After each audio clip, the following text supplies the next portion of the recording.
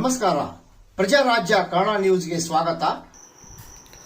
Operation Sindoor ಯಶಸ್ವಿ ಹಿನ್ನೆಲೆ ಬೆಳಗಾವಿಯಲ್ಲಿ ಬೃಹತ್ ತಿರಂಗ ರ್ಯಾಲಿ.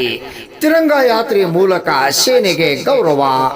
ಭಾರತೀಯರ ಹತ್ಯೆಗೆ ಪ್ರತಿಕಾರವಾಗಿ ಭಾರತೀಯ ಸೇನೆಯು ಆಪರೇಷನ್ ಸಿಂಧೂರ್ ಕೈಗೊಂಡು ಯಶಸ್ವಿಯಾಗಿದ್ದು, ಇದನ್ನು ಪ್ರಶಂಸಿಸಿ ಸೇನೆಗೆ ಧನ್ಯವಾದ ಸಮರ್ಪಣೆಗಾಗಿ ಈ ತಿರಂಗ ಯಾತ್ರೆ ಆಯೋಜನೆ.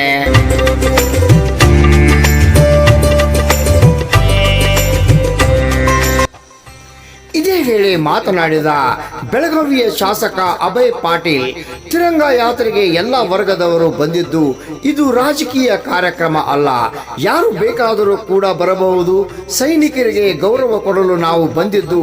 ಕೆಲವರು ಹೇಳ್ತಾರೆ ಶಾಂತಿ ನಿರ್ಧರಿಸಬೇಕು ಎಂದಿದ್ದಾರೆ. ಆಪರೇಷನ್ ಸಿಂಧೂರದ ಮೂಲಕ ಭಯೋತ್ಪಾದಕರನ್ನು ಬಗ್ಗು ಬಡಿಯಲಾಗಿದೆ. ನಮ್ಮ ದೇಶದ ಸೈನಿಕರಿಗೆ ಅಭಿನಂದನೆ ಸಲ್ಲಿಸುವ ದೃಷ್ಟಿಯಿಂದ ನಾವು ತಿರಂಗ ಯಾತ್ರೆ ಮಾಡಿದ್ದೇವೆ. ನಮ್ಮ ಸೈನಿಕರು ಪಾಕಿಸ್ತಾನದ ಒಳಗೆ ನುಗ್ಗಿ ಬುದ್ಧಿ ಕಲಿಸಿ ಬಂದಿದ್ದಾರೆ.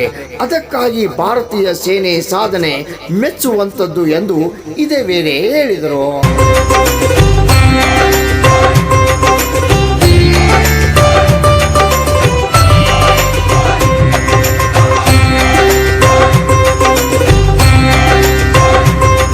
ಧ್ವಜ ಹಿಡಿದು ನಡಿಗೆ ಮೂಲಕ ಯಾತ್ರೆ ಪ್ರಾರಂಭವಾಗಿ ಒಂದೇ ಮಾತರಂ ಗೀತೆ ಮೂಲಕ ತಿರಂಗ ಯಾತ್ರೆ ರ್ಯಾಲಿ ಪ್ರಾರಂಭಗೊಂಡಿತು.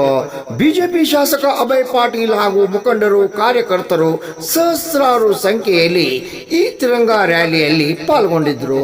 ರಾಮಗೌಡ ಪಾಟೀಲ್, ಪ್ರಜಾರಾಜ್ಯ ಕನ್ನಡ ನ್ಯೂಸ್, ಬೆಳಗಾವಿ.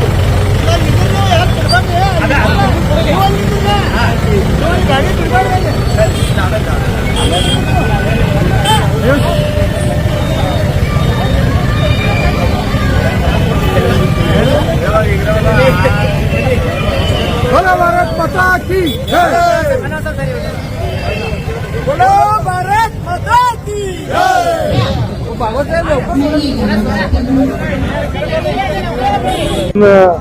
नागरिक हितरक्षणा समितीच्या वतीनं आज तिरंगा यात्रा आयोजित केलेली आहे.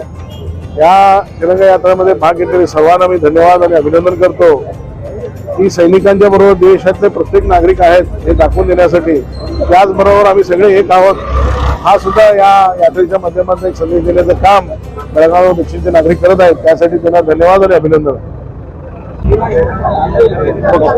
ನಾಗರಿಕ ಹಿತರಕ್ಷಣಾ ವೇದಿಕೆ ಬೆಳಗಾವಿ ದಕ್ಷಿಣ ವತಿಯಿಂದ ಇನ್ನು ತಿರಂಗ ಯಾತ್ರೆಯನ್ನ ಇವತ್ತು